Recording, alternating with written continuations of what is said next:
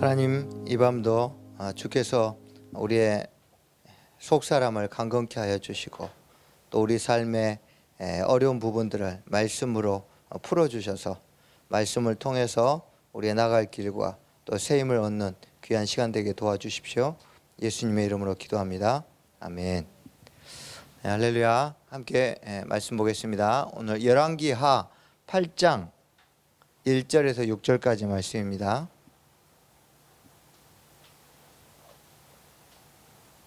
열왕기하 8장 1절에서 6절 한 절씩 교독하겠습니다. 제가 먼저 읽겠습니다.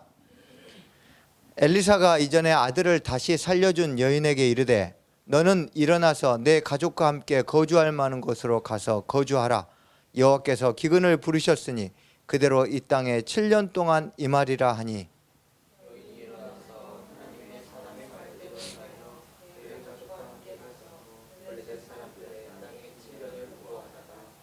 (7년이) 다음에 여인이 블레셋 사람들의 땅에서 돌아와 자기 집과 전투를 위하여 호소하려 하여 왕에게 나아갔더라.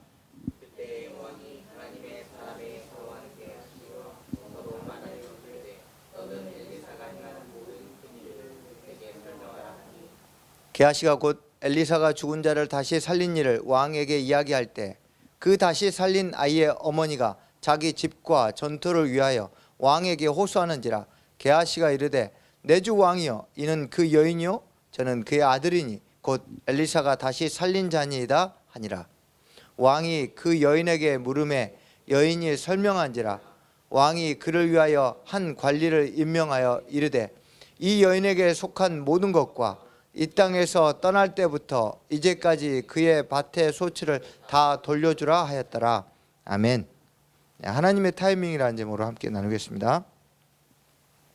이번 주 주일 저녁에 제가 어떤 일을 가지고 이제 고민하고 있었는데 갑자기 저쪽 방에서 놀고 있던 7살 아들이 막 저한테 달려오더니 아빠 한 걸음 한 걸음 틀어주세요 이러는 거예요. 그래서 한 걸음 한 걸음 봤더니 찬송가 주와 같이 길 가는 걸 어디서 들었는지 한 걸음 한 걸음 계속 흥얼거리더니 그걸 틀어달라는 이야기를 하는 거였습니다. 그런데 그 이야기를 듣는 순간 그건 저에게는 하나님의 음성 같았습니다. 왜냐하면 너무 제가 지금 걱정하지 말아도 될 거를 내일 일을 염려하고 있었기 때문에 하나님께서 아들을 통해서 한 걸음 한 걸음 나아가라고 말씀하신 거였습니다. 이렇게 우리가 살아가다 보면 사실 우연 같지만 우리 가까운 가족들이나 또 친구들을 통해서 주시는 음성이나 또는 여러 가지 상황이나 응답들이 우연이 아닌 게 참 많습니다. 근데 우리는 이것을 우연으로 돌려버리는 경우가 참 많죠. 저는 중보기도해 준 사람이 보낸 기도가 계속 몇 달째 제 상황을 마치 꿰뚫는 것처럼 그 사람이 나를 위해 기도해 준 것을 카톡으로 보내는데 너무 내 상황하고 똑같은 거예요.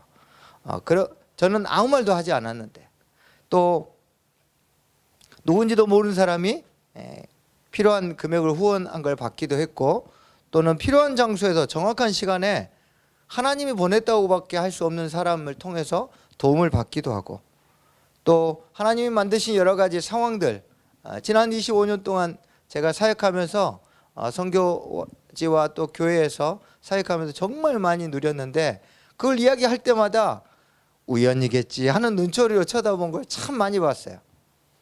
과연 그런 이야기를 할 때마다 야 이런 하나님의 역사를 듣고도 우연이라고 생각하는 네 믿음이 크도다 막 이렇게 이야기했던 적이 있어요.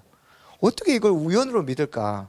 그게 더 믿음이 크겠다 하는 생각이 들 정도로 사람들은 하나님의 역사가 분명한 것 같은데도 우연으로 치부할 때가 많습니다.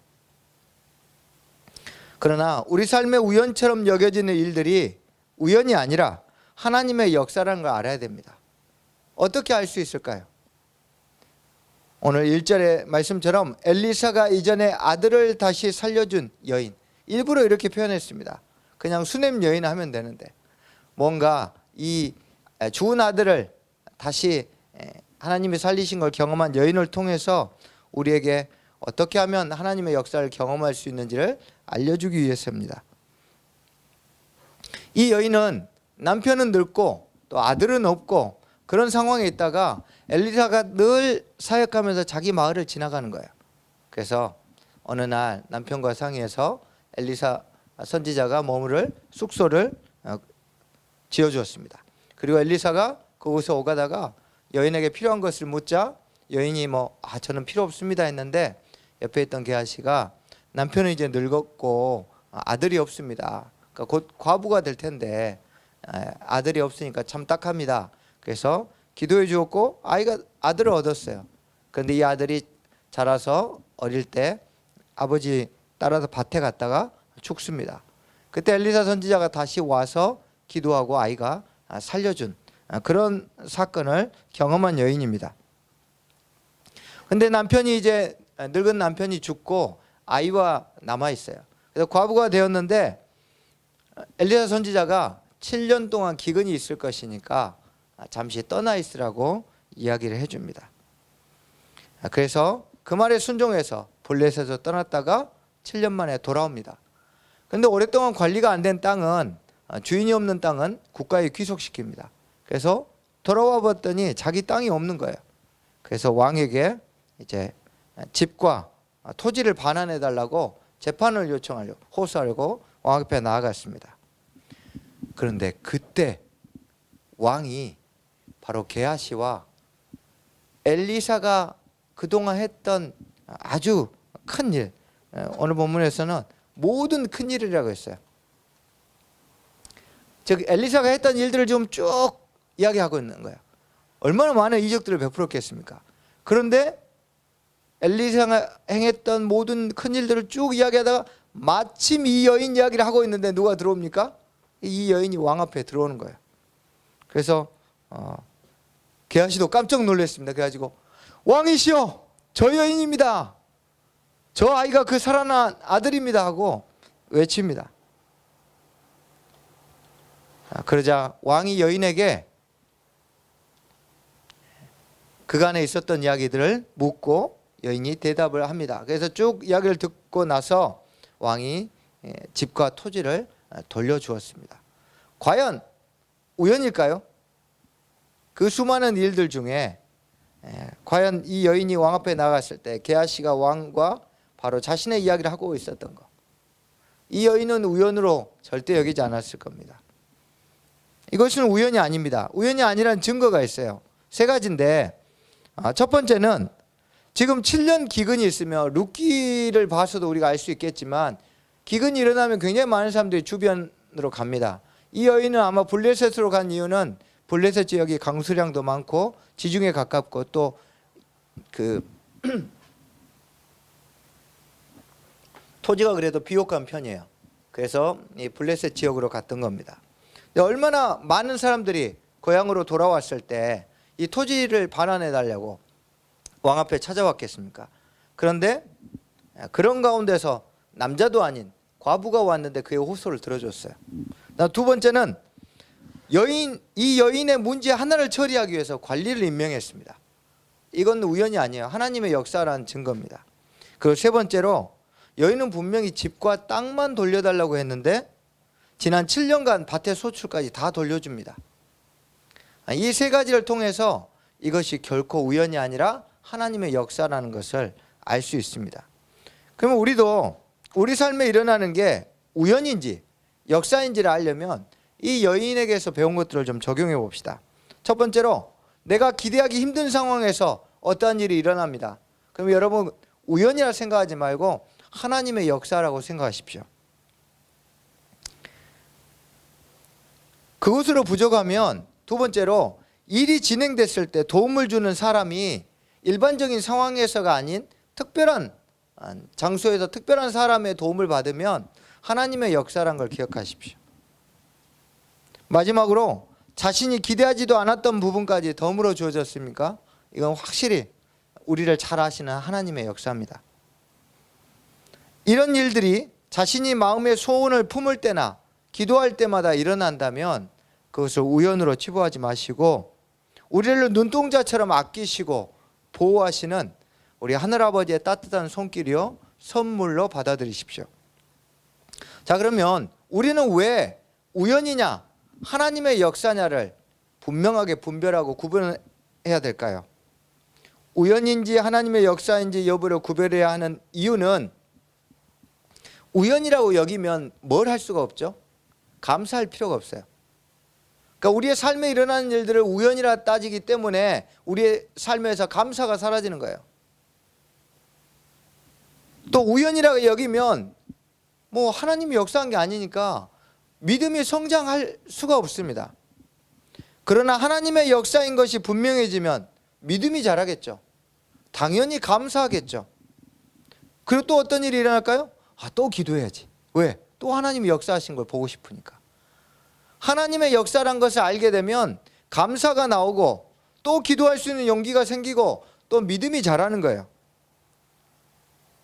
결국 이것들은 하나님에 대한 강한 확신을 줍니다. 이것이 가장 우리에게 사실은 크고 중대한 거예요. 하나님에 대한 불확실성이 우리 삶에 늘 찾아오는데 이러한 것들이 하나님의 역사들을 경험하면 자신을 향한 하나님의 사랑에 대한 확신에서 흔들리지 않습니다. 이렇게 우연과 달리 하나님의 역사는 우리 삶에 비교할 수 없는 많은 혜택과 열매들을 우리 삶에 수놓습니다.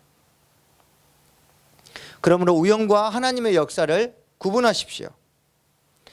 우리 일상에서 하나님의 역사를 구분하다 보면 어느 순간 내 삶에 우연이 없구나 라는 것을 깨닫는 지점이 있을 거예요.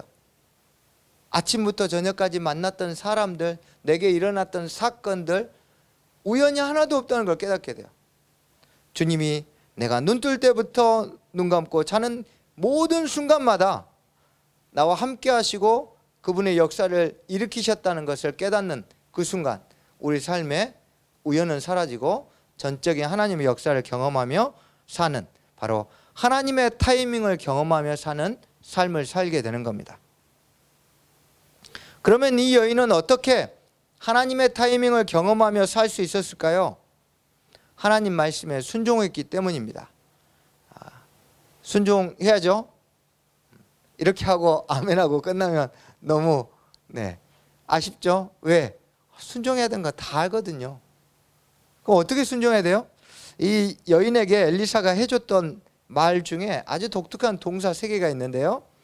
1절에 보면 7년 기근이 있으니 가족과 함께 거주할 만한 곳으로 가서 거주하라고 했어요. 근데 이 말을 전해줄 때 엘리사가 특별히 했던 단어가 3가지 동사가 있습니다.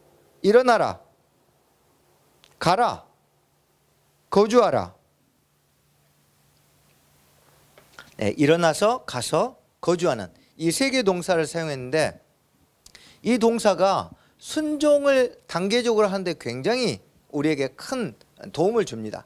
그래서 우리가 순종해야 되는 건 알겠는데 하나님의 역사를 보려고 어떻게 순종해야 되는지 이 3가지를 한번 살펴보겠습니다. 첫 번째로 일어나는 겁니다. 하나님의 말씀을 듣고 순종하려면 현재 있는 자리를 벗어나야 합니다. 일어나는 건 곧 그 자리를 떠나는 거예요. 벗어나는 거예요. 아마도 이 당시 사람의 관습에 따라서 이 여인은 자신이 태어났던 고향에서 평생 살았을 겁니다. 평생 살았던 고향은 익숙하고 편리한 곳입니다. 말씀에 순종하기 위해서 일어나려면 익숙함과 편리함을 포기합니다. 그래서 말씀에 순종하려고 했을 때 왜 안 되냐? 우리가 익숙한 것을 떠나기가 너무 어려우니까, 편리한 걸 포기하기가 너무 어려우니까 순종이 안 되는 겁니다. 그러므로 말씀에 순종한다는 건 익숙함을 떠나는 것이요, 편리함을 해서 멀어지는 것입니다. 왜 지금 자신이 주님이 수없이 말씀하시는 그거에 대해 순종하지 않는가?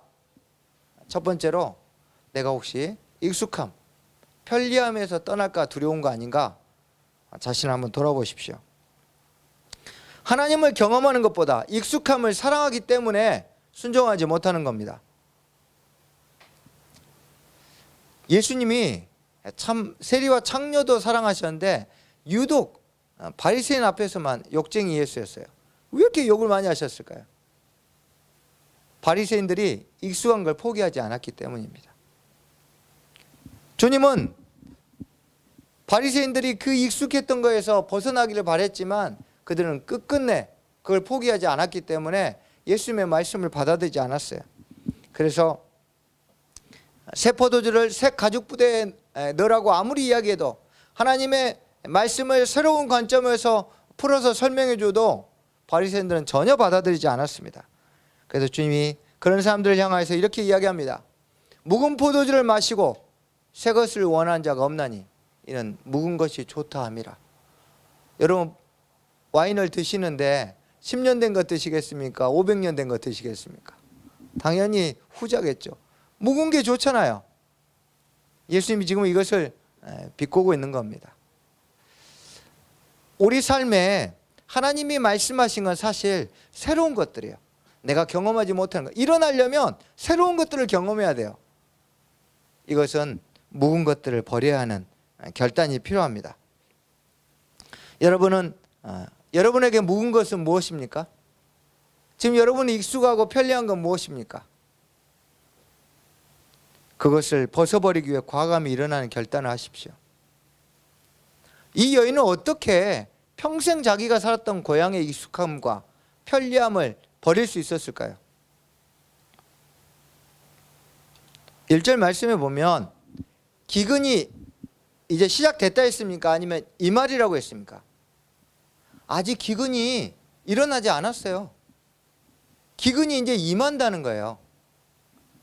기근의 전조가 보여야지 이걸 믿을 텐데, 여인은 앞으로 임한다고 하니까 그 말씀을 믿고 바로 자리에서 일어났습니다. 고향을 떠날 준비를 했어요. 말씀에 대한 신뢰만이 묵은 것을 벗어날 수 있어요. 이 말씀이 정말 이루어질 걸 믿었기 때문에 여인은 자신의 익숙함과 편리함에서 그 자리를 떨치고 일어났던 겁니다. 결론적으로 우리가 하나님의 말씀을 신뢰하지 못하기 때문에 말씀에 순종했다가 익숙함과 편리함, 오히려 그것만 이룰까 봐 말씀도 이루어지지 않고, 이런 두려움이 있는 거죠. 말씀을 신뢰하십시오. 말씀에 대한 믿음이 익숙하고 편리한 것들로부터 우리를 분연히 일어나게 만들어줍니다. 두 번째로 가라고 했습니다. 일어났으니까 이제 가야겠죠. 그런데 가는 것이 결코 쉽지 않습니다. 왜냐하면 기근이 7년이라고만 알려줬을 뿐, 엘리사 정도 되면 다 알 거 아니에요. 야, 지금 여기에선 저기가 제일 좋을 것 같아, 피난처로. 이 정도는 알려줘야 되는 거 아니에요? 그런데 뭐라고 했습니까? 그냥 네 가족과 함께 거주할 만한 곳으로 가라고 했어요. 네가 알아서 골라, 이 이야기예요. 아니, 명확하게 얘기를 해줬어야죠. 지금 시세로 봤을 때 어디가 제일 싸? 저기가 제일 그래도 기근이 덜 할 거야. 한마디 해줄 수 있잖아요. 결국 이 여인은 가라고 했을 때 어디로 가야 될지를 몰랐어요. 순종하기 힘들 때 두 번째는 바로 불확실성입니다. 여인은 지금 블레셋 가면서도 내가 지금 이거 확실하나? 내가 블레셋 갔는데 괜히 또 블레셋 사람들한테 당하는 거 아니야? 얼마나 막막했겠어요. 우리 삶도 마찬가지입니다. 우리가 주님이 우리에게 순종하라고 했을 때 순종하지 못하는 가장 두 번째 이유는 확실하지 않으니까. 항상 우리는 확실해야 떠납니다. 확실해야 움직입니다. 확실해야 뭔가를 시도합니다. 그런데 믿음은 불확실성에 대한 도전이지, 확실하면 무슨 믿음이 필요해요? 그건 믿음에 대한 도전이 아니죠. 그냥 자기가 알고 가는 거죠.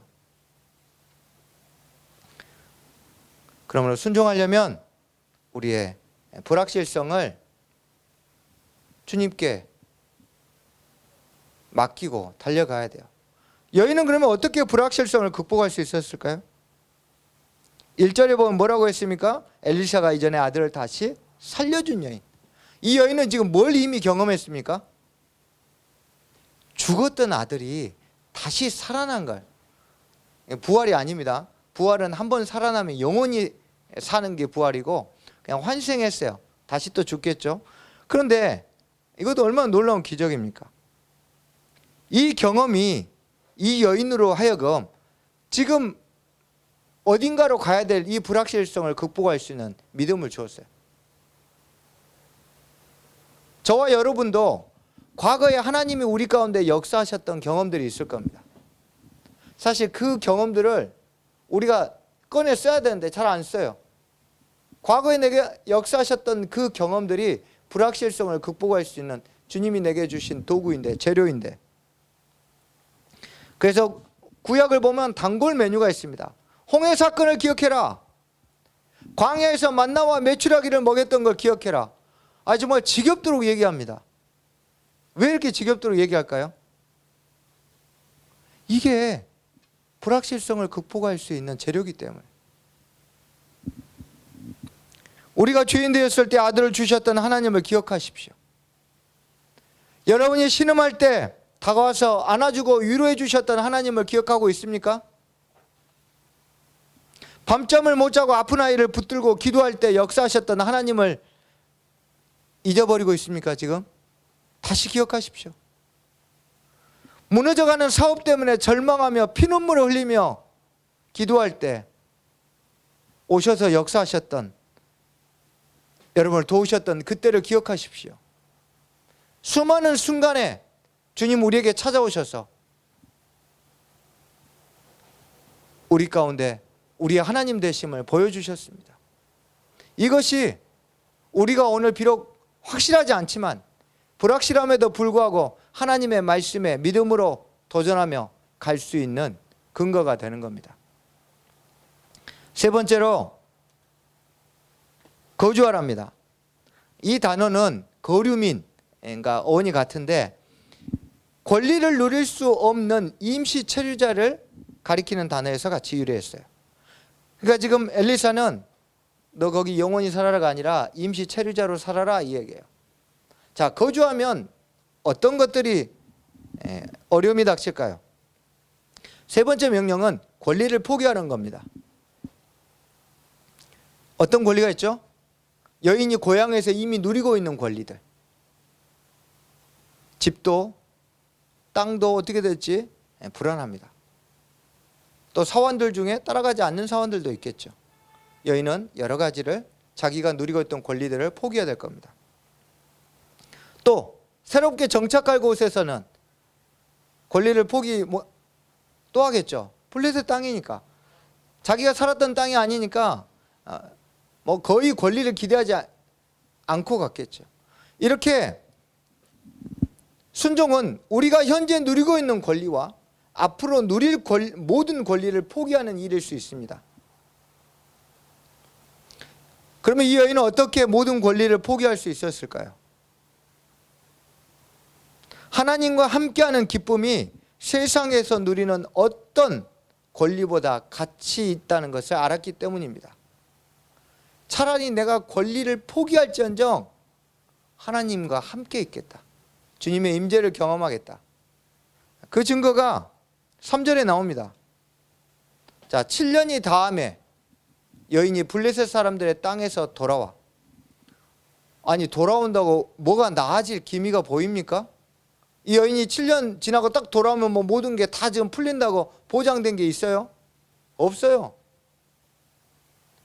블레셋으로 갔을 때도 돌아왔을 때도 이 여인이 한결같이 말씀 앞에 순종한 것은 권리보다 하나님 말씀에 순종했을 때 얻는 기쁨이 훨씬 더 크다는 것, 그걸 더 가치 있게 여겼기 때문입니다. 권리를 포기하고 순종한 여인에게 주님은 상상할 수 없는 권리까지 회복시켜 주었습니다. 순종하는 기쁨을 가치 있게 여기는 자에게 하나님은 반드시 상 주시는 분이십니다. 히브리서에서는 이렇게 자기의 권리를 포기하고 하나님의 역사를 이뤘던 모세 이야기를 이렇게 기록합니다. 믿음으로 모세는 장성하여 바로의 공주의 아들이라 칭함받기를 거절하고 도리어 하나님의 백성과 함께 고난받기를 잠시 죄악의 낙을 누린 것보다 더 좋아하고 그리스도를 위하여 받는 수모를 애굽의 모든 보화보다 더 큰 제물로 여겼으니 이는 상주심을 바라봄이라. 그 당시 지상 최고로 강력한 애굽의 왕자의 권리를 포기하고 차라리 하나님의 백성과 고난받는 그 기쁨이 더 크다고 생각하고 그것을 누리기를 더 좋아했습니다. 여러분, 우리 삶은 어떻습니까? 지금 내가 누릴 권리, 또 앞으로 누릴 권리와 그것을 포기하는 가치와 말씀에 순종했을 때 주께서 주시는 기쁨의 가치, 여러분 어떤 걸 더 가치 있게 여기고 살고 있습니까? 우리가 후자 하나님의 말씀에 순종했을 때 하나님이 내게 주시고 또 나와 함께 하시는 그 기쁨이 훨씬 더 가치 있다는 걸 여길 때 우리는 비로소 일어나고 간 후에 거주할 수 있는 마지막 순종으로 결론을 지을 수 있습니다. 여인처럼 모세처럼 권리를 포기하고 순종하십시오. 익숙함을 포기하고 말씀을 신뢰함으로 다시 순종하기 위해 일어나십시오.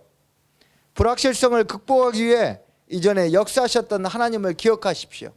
그러면 가는 발걸음이 훨씬 더 가벼울 겁니다. 하나님이 주시는 권리를 사모함으로 세상 권리를 포기하고 주께서 원하시는 곳에 머무르십시오. 주님은 반드시 포기한 권리보다 더 크고 놀라운 상을 주실 것입니다. 오늘 본문에는 세 종류의 사람이 등장합니다. 엘리사 빼고 왕, 게하시, 여인이 있는데 이들의 모습을 보면서 저는 세 종류의 신앙인을 보았습니다. 첫 번째로 왕은 게하시에게 하나님의 역사를 듣고 실제 그 주인공을 보았지만 자신은 한 번도 경험해 보지 못했어요.